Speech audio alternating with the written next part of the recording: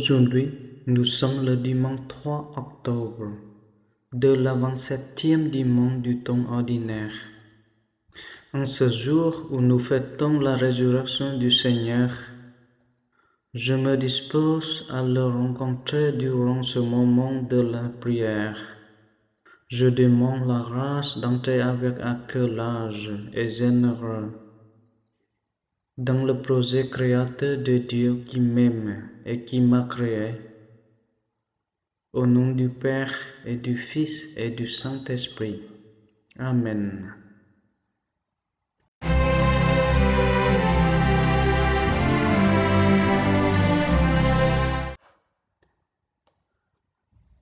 Lecture du livre de la Genèse. Le Seigneur Dieu dit: Il n'est pas bon que l'homme soit seul. Je vais lui faire une aide qui lui correspondra. Avec de la terre, le Seigneur Dieu modèla toutes les bêtes de champ et tous les oiseaux du ciel, et il les amena vers l'homme pour voir quel nom il leur donnerait. C'étaient des êtres vivants, et l'homme donna un nom à chacun. L'homme donna donc le nom à tous les animaux, aux oiseaux du ciel et à toutes les bêtes des champs. Mais il ne trouva aucune aide qui lui corresponde. Alors le Seigneur Dieu fit tomber sur lui un sommeil mystérieux, et l'homme s'endormit. Le Seigneur Dieu prit une de ses côtes, puis il referma la chair à sa place. Avec la côte qu'il avait prise à l'homme, il façonna une femme, et il l'amena vers l'homme. L'homme dit alors: Cette fois-ci, voilà l'eau de mes os et la chair de ma chair. On l'appellera femme Isha, et qui fut tirée de l'homme Ish. À cause de cela, l'homme quittera son père et sa mère, il s'attachera à sa femme, et tous deux ne feront plus qu'un. Parole du Seigneur.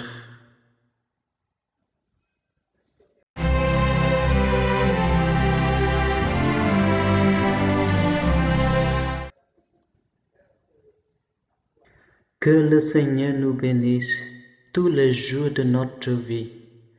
Heureux qui craignent le Seigneur et marche selon ses voies. Tout te nourrira du travail de tes mains. Heureux es-tu, à toi le bonheur. Ta femme sera dans ta maison comme une vigne généreuse, et tes fils autour de la table comme des plants d'olivier. Voilà comment sera béni l'homme qui craint le Seigneur.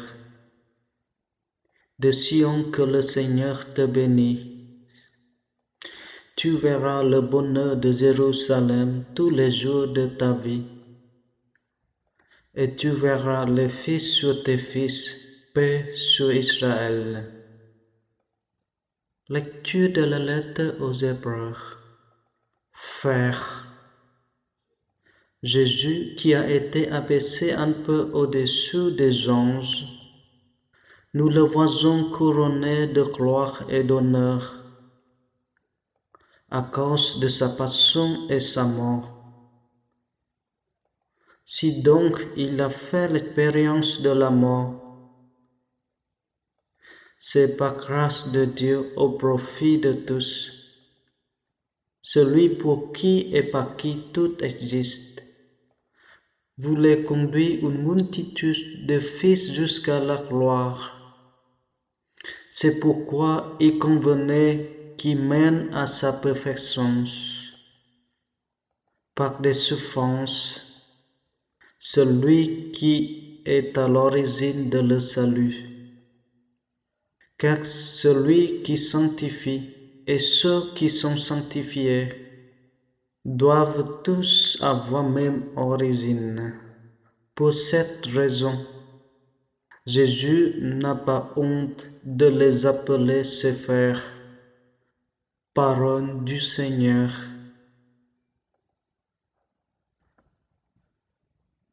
Alléluia, Alléluia, Alléluia, Alléluia, Alléluia,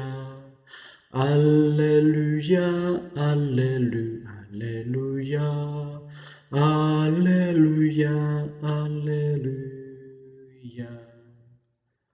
Si nous nous aimons les uns les autres, Dieu demeure en nous. En nous, son amour atteint la perfection.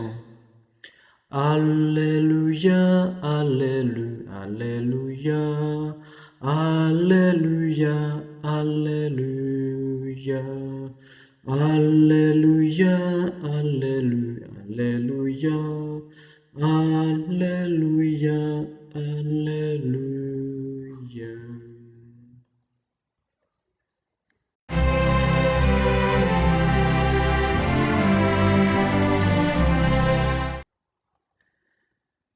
Évangile de Jésus-Christ selon Saint Marc.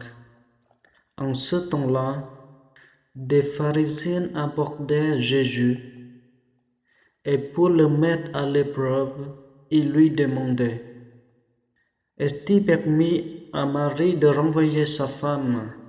Jésus leur répondit: Que vous a prescrit Moïse? Ils lui dirent: Moïse a permis de renvoyer sa femme à condition d'établir un acte de répudiation. Jésus répliqua: C'est en raison de la dureté de vos cœurs qu'il a formulé pour vous cette règle, mais au commencement de la création, Dieu les fit hommes et femmes. À cause de cela, l'homme quittera son père et sa mère, il s'attachera à sa femme, et tous deux deviendront une seule chair. Ainsi, ils ne sont plus deux, mais une seule chair. Donc, ce que Dieu a uni, que l'homme ne le sépare pas. De retour à la maison, les disciples l'interrogeaient de nouveau sur cette question. Il leur déclara: Celui qui renvoie sa femme en épouse une autre devient adultère envers elle. Si une femme qui a renvoyé son mari en épouse un autre, elle devient adultère. Des hommes présentaient à Jésus des enfants pour qu'il pose la main sur eux. Mais les disciples les écartaient vivement.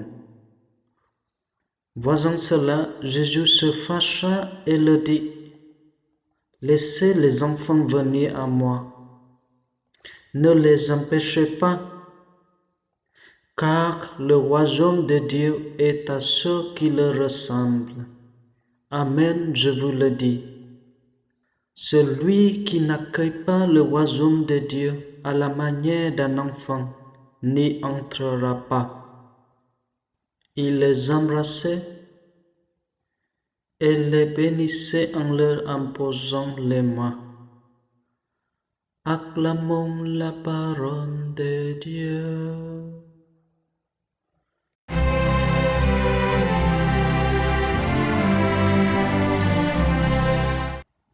Dans cette prière, on va réfléchir sur la première lecture. Nous voici plongés au cœur de la création. Dieu façonne par sa parole la terre et le ciel, l'ensemble des animaux et des végétaux.